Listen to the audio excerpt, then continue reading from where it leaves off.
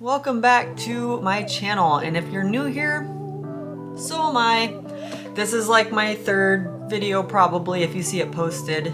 I'm not very good at doing vlogs. I'm not very good at staying consistent with them, and I always seem to have technical issues with my camera or software, so I usually end up giving up on them. So if you haven't seen my previous videos, I am a first-time mom-to-be. I am in my third trimester, and I actually just went on to 29 weeks today. And I've been prepping for a while. What I'm going to talk about today is prepping with Knowlege. I don't have a lot of references, personal experience to go off of with this, so I highly recommend, if you're a mommy-to-be, to go out and look for resources. If you plan on breastfeeding, I would look for resources on breastfeeding, like lactation consultants. I don't know what it's like in your state, wherever you are, or country. We have here in Florida a program called Healthy Start, and I have been taking advantage of that. It's basically a program to help you. They can do in-home visits. I don't necessarily need that, but I do. I meet up with a lady. I believe her title is social worker. I'm not 100% sure, but I'll meet up with her like once a month just to kind of give an update on how things are going, and she'll give me some tips and advice for what to expect for like the next 4 weeks until I see her again, or what to start prepping for. What she helps me with is basically prenatal and parenting education.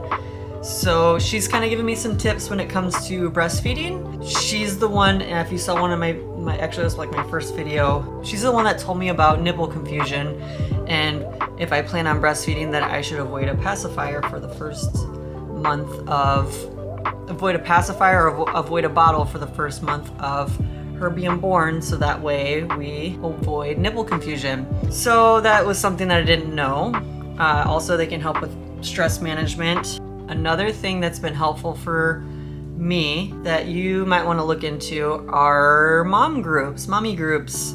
There's one group that was suggested to me, and it is called Breast Friends, and it's just a Facebook group. So Breast Friends is a group that they basically, it's a group of moms, and if you have questions about breastfeeding, you're having troubles, maybe you're an overproducer and you have ample milk supply to give out, or somebody is drying up and they need milk supply, they can reach out to these ladies and connect with one another. But I find it helpful for tips and tricks, and it's nice to go on there for forums and see about possible scenarios that I might run into in the future, or that I might be running into now pregnant. Another thing that has been helpful for me during my pregnancy journey, and that's an app called Flow, and then there's also an app called Peanut. And Peanut, it connects you to other ladies that are pregnant, that are the general time frame of when you're going to be delivering and giving birth. So if you download those apps, Flow and Peanut is more for socializing, Flow is more tracking your pregnancy. So that's what I have. I believe Flow, I'm not 100% sure, but I believe Flow I paid for a subscription for, but that was when I've been tracking this even before I was pregnant, when I was trying to conceive. So Flow helped me with conceiving and tracking my pregnancy. The other thing about Breast Friends group, there's also Mommy and Me meetups, and those I have found to be very good to go to. I've been going to them every once in a while. I need to start going back to them. I had a lot of appointments and stuff that kind of conflicted with the times when they do the meetups. My schedule's clearing up a little bit, so I'm gonna try to get back to those. But I find going to those very useful. I find some tips and tricks. I didn't know that you could use breast milk for diaper rash. I didn't know that you could use breast milk for cracked nipples. So, and then teething, you can also use them. You can use frozen breast milk for teething. I didn't know these things, so it's awesome to find this stuff out beforehand instead of like when I'm already there and I'm panicking and trying to figure out what can I do. So these are some nice things to learn about ahead of time. It's great. So even if you don't have a kid right now, going to those Mommy and Me programs or classes, I have found to be very beneficial. So you should look into trying to find one of those classes or a group around you. Another thing that has been helpful, it's been helpful, but almost to the point where it's not helpful. My friends have given me reading material, so books, preparing for baby, and even after baby gets here. The books are very informative, but for me, it's almost information overload because there's just so much information. I'm not much of a reader, so sometimes I have the attention span of a squirrel. So if I'm not actively looking at it and seeing it, I can't get engaged. But there is a book that I have been reading, and it has been an easy book for me to read. It kind of just cuts to the meat and potatoes of information. I actually found it on Amazon. I believe it was $20. I will link it in the description. The simplest baby book in the world, and it just goes over breastfeeding, what the crib should be like. It has plans for like a log, so when the baby's born, like tracking their eating, pee, poop, bottle feed, swaddling, what the changing station should look like, how to change your baby, bathing, and it's a nice book. In my opinion, it's laid out really, really well to go through. I've read half the book already. Another thing that I've prepared for in advance is getting back into a routine after baby's born. One of the things that's my routine, and it's a big part of my routine, is fitness and exercise. With me having a baby, I don't have a lot of support around me for childcare.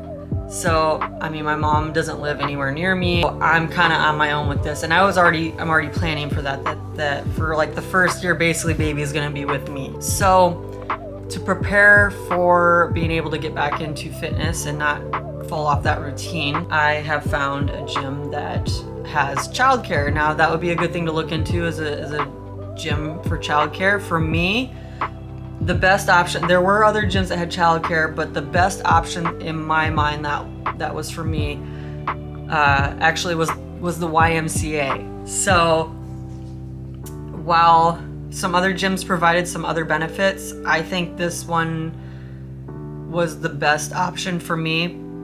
And you just gotta kind of weigh it out on what's more important to you. My YMCA, they provide childcare. They provide childcare as early as 6 weeks. Now, I don't know if I'm gonna be taking her in there at 6 weeks, but it's nice to know that I can go in there, I can work out for 2 hours and she's being taken care of. So that's a nice thing to have. And then also the YMCA, with it being more, it's a family-oriented gym. My YMCA has a parents' night out, and that makes it nice because you can bring your kids and they'll do activities with them. I don't know the age limit on it right now, but that's nice to know in the future that if me and James need some alone time to kind of reconnect, that we can plan for these parents' night out events. And they take them, I believe, for like 3 hours. And you have 3 hours to do a date night, go out to dinner, go to a movie. And another thing that I found really important to me was the swimming aspect of it. One of my fears about children, or my child, is a pool. We don't have a pool here, but my mom has a pool at her house, and I am terrified of something happening as far as that goes.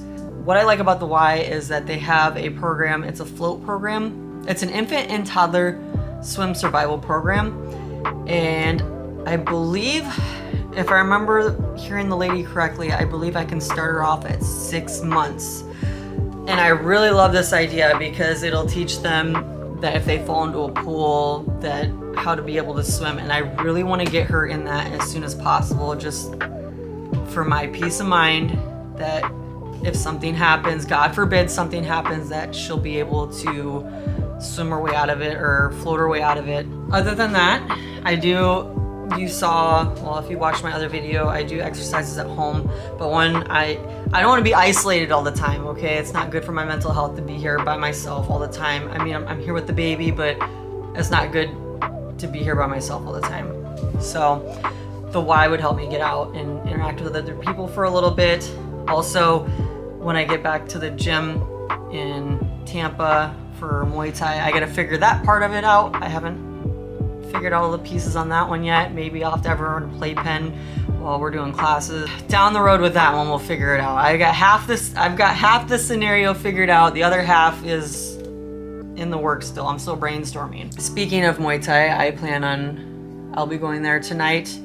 I'll probably be hitting the bag for a little bit and maybe shadow boxing, but that's the extent of basically what I do of Muay Thai right now. I don't do partner drills. In my mind, it's not fair that I hit the pads and then I'm not able to return the favor to my partner because I'm not in a position to hold pads right now. The other part of it too, when I'm training in the afternoons, I find I feel like crap.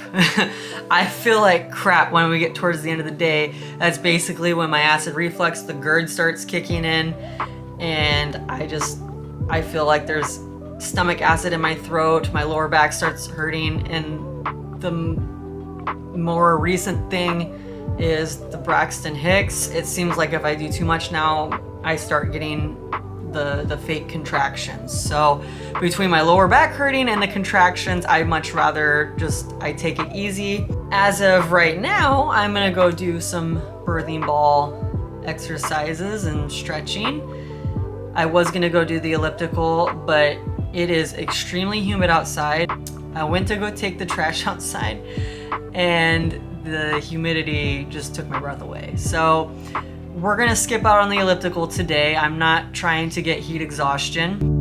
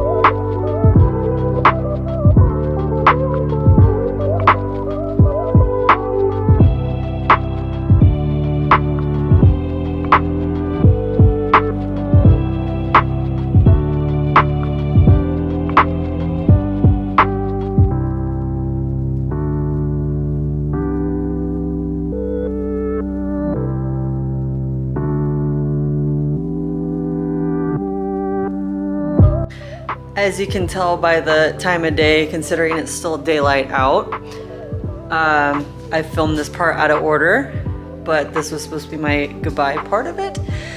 Real quick, I wanted to add, as far as resources go, there's one girl that I watch, a YouTuber that I watch, she's a doula. Her name's Bridget Teyler. I will link her YouTube in it's the video I watched today for when I did the birthing ball exercise. Go and check out her channel. She has a lot of informative information. Either way, thank you for watching. Here's to another video.